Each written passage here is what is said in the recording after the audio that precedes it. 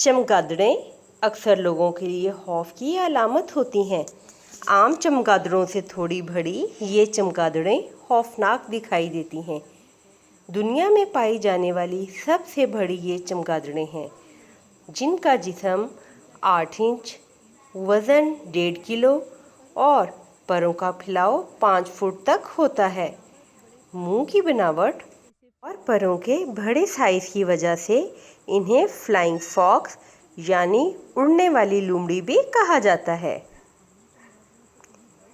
चमगादड़ की ये खास नस्ल लाहौर में लॉरेंस गार्डन में 1.5 सदी से ज़ायद अरसा से डेरे डाले हुए है।